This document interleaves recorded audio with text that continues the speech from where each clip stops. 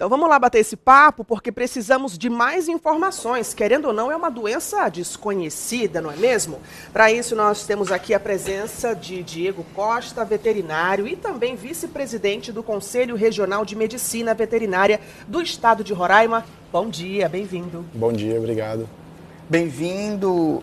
A gente está preocupado também, como a senhora falou no começo aí da nossa introdução, ainda não chegou por aqui, graças a Deus, né? Mas o que o Centro de Zoonose já está fazendo para controlar essa situação e para deixar a população também calma, porém atenta? É importante a gente ressaltar que a febre maculosa, ela, apesar de estar acontecendo, principalmente no interior de São Paulo, em Campinas, ela é uma doença que tende a ser focal. Então, até as épocas sazonais, por exemplo, comparado com o Roraima, em que o carrapato mais atua, é diferente da do Sudeste.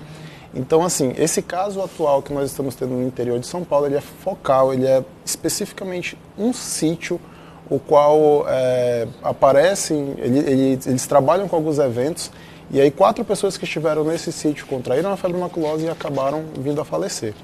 É uma doença importante? Muito importante. É uma doença que mata. E não comum, né, doutor? Não comum porque ela é sazonal. E ela depende de características muito específicas, como, por exemplo, tem que ter um ciclo silvestre. Então, geralmente, ela vem de um animal silvestre. O mais comum é a capivara, que é o animal que não morre da doença. E ela é transmitida através do carrapato. Então, ela precisa de um vetor. Não é transmitida de ser humano para ser humano, nem do animal para o ser humano através de vias respiratórias ou secreções. É somente através da picada do carrapato, e é uma espécie de carrapato, que é o Amblyomma cajanense, conhecido como carrapato estrela, que é capaz de fazer essa transmissão. Tá, então é possível dizer que esse carrapato estrela muito provavelmente atua em animais domésticos? Ele é específico de animais silvestres, ele é mais comum em animais silvestres. Porém, o que acontece? Quer dizer que o cachorro ou o gato está isento dessa doença? Não. Animal que vai ao interior, animal que vai a parques e pode ter contato em locais onde há principalmente a capivara, esse carrapato ele pode esporadicamente pegar um cão e transmitir a doença inclusive para o cão. E por consequência depois pode pegar o seu proprietário. Mas não precisamos de alarde. A doença, o último caso que nós tivemos em Roraima, segundo os levantamentos epidemiológicos do Ministério da Saúde, foi em 2015, tá? Então não temos casos recentes, apesar de que, epidemiologicamente falando, a gente pode dizer que pode haver uma subnotificação da doença, porque os sinais clínicos delas são muito inespecíficos, então confunde-se facilmente com outras doenças. E o sucesso do tratamento da febre maculosa é a brevidade do tratamento. Muitas vezes, por falta de informação ao médico, ou muitas vezes até por desconhecimento do médico da doença, a gente pode ter o agravo da situação do paciente. Até por isso é importante ter o médico veterinário no sistema de saúde única público, né? Porque é algo que nós estudamos muito na academia, é algo que a gente faz estudos rotineiros e que nós estamos preparados para auxiliar no diagnóstico. Muito bem. Essa é a única prevenção, doutor? Os proprietários ficarem atentos e buscar informação com os veterinários, com o centro de zoonose? A principal prevenção é você prevenir o carrapato. Então, por mais que você vá ao interior, que você tenha acesso ao interior, você tem que ficar sempre atento a carrapatos. E a gente tem aquela impressão de que não, se o carrapato me picar, eu vou sentir. Não. O carrapato ele tem essa capacidade de picar o ser humano e a gente não sentir. Então, o que é importante? Sempre que for a áreas que, porventura, possam ter esse carrapato, quando você chegar, você tomar um banho, verificar bem todas as áreas do seu corpo, principalmente as juntas, as dobras, que é onde o carrapato gosta de ficar. Como é que é, doutor, a ferrada, para a gente identificar? Você não vai identificar a ferrada, porque o carrapato ele pica e fica. Gente, eu pensei que... Fica vermelhinho. Ele vai ficar no local, então você vai ver o carrapato. Vai ver o carrapato. O carrapato ele é diferente do carapanã, né? Ele não sai com várias picadas. Ele pica um local e fica ali. Então você vai sentir o carrapato. Por isso que é importante você ter esse cuidado próprio, cuidar dos seus animais e cuidar do ambiente. Os estudos comprovam que cerca de 90% a 95% dos carrapatos não estão no seu animal, estão no ambiente. Então, para você controlar carrapato em casa, em propriedade, em qualquer local, você precisa cuidar principalmente do ambiente. É verdade. O que é importante ressaltar, para esse carrapato transmitir para o ser humano, ele precisa grudar no ser humano, ele picar o ser humano, ficar grudado ao ser humano, né? por pelo menos 4 horas. Então, por isso é importante você ir, se você foi a algum local, não vou citar Roraima para não criar alarde, Sim. mas digamos que tem alguma pessoa que foi a Campinas, que foi ali no Sudeste, algum local onde teve recentemente casos de febre maculosa. Então, se você foi ou se você vai, sempre faça a verificação corporal após você sair desse local. É verdade, a gente já está falando numa situação que ainda não chegou aqui. Aí vem um e fala, ué, mas nem precisa falar sobre esse assunto, não foi aqui. Mas pode ser, gente. Eu tiro pela questão do coronavírus. Começou lá no Oriente, de repente apareceu aqui. Então a gente precisa mesmo se preocupar. Doutor, uma pergunta um pouco boba, não sei.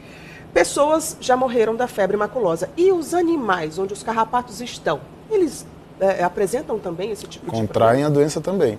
E Podem morrer. E a capivara é a única que não morre? A capivara ela tem uma resistência. Então ela acaba não morrendo pela doença, pela bactéria, né, que é uma rickettsia.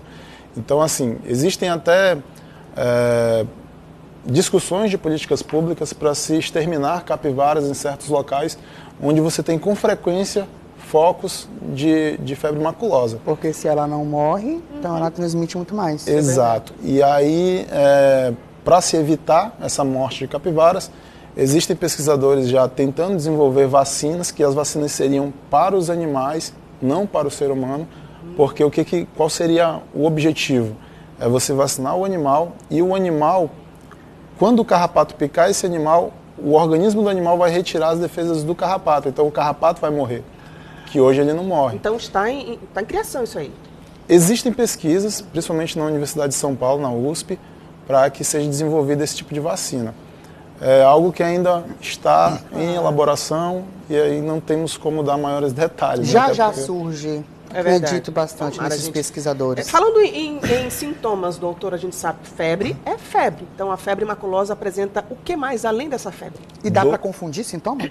Dá muito. Inclusive, a gente, epidemiologicamente falando de novo, costumamos suspeitar de que há muita subnotificação no Brasil. Existe uma pesquisadora no interior de São Paulo, não lembro a cidade agora, que ela acha que houveram diversos casos de morte naquela região, mas que foram diagnosticados como outra doença. Por quê? Porque os sinais clínicos são muito comuns e parecidos com outras doenças, como por exemplo a dengue hemorrágica. Então você tem ali muita dor de cabeça, você tem pequenos sinais de hemorragia pela pele, daí vem o nome, né, da mácula, que é uma mancha na pele, então febre maculosa, e a febre alta. Quem tem também ressalta que tem muitas dores pelo corpo, então você vê dor, febre, manchas na pele, confunde facilmente com dengue, com outras doenças que a gente tem mais comum nos locais. Né? Claro, com certeza.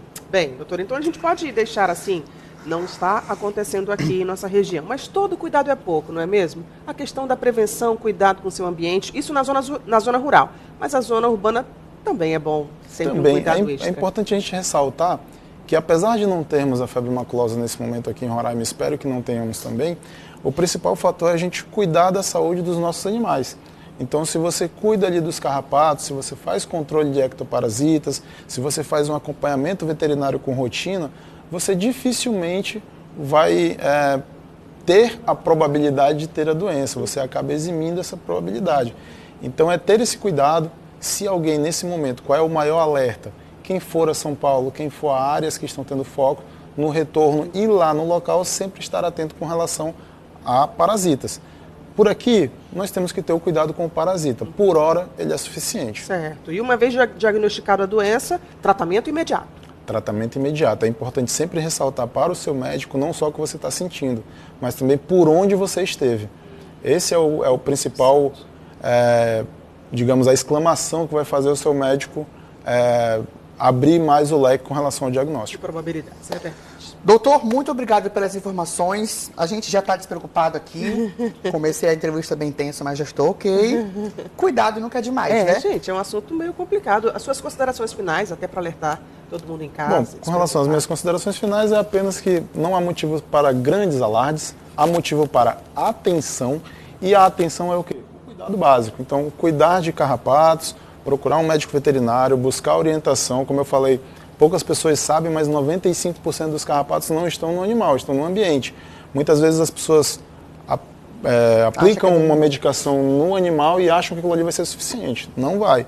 Você precisa borrifar o ambiente, precisa ter um protocolo maior de controle desses ectoparasitas que são o carrapato. Mas, para a gente não ficar em alerta total, esse carrapato é pouco comum em animais domésticos. O amblioma cajanense está em animais domésticos de formas esporádicas, então não é muito comum, mas precisamos nos manter atentos. Ai, que bom. Ouvimos isso de um profissional, hein, gente? Já nos dá uma certa tranquilidade. Hoje nós conversamos então com Diego Costa, que é veterinário e vice-presidente do Conselho Regional de Medicina Veterinária em nosso estado. Se todo mundo fizer o que o doutor falou aqui, né, vai continuar extinto por muito tempo. Deus quiser. Muito obrigado, bom dia, até a próxima.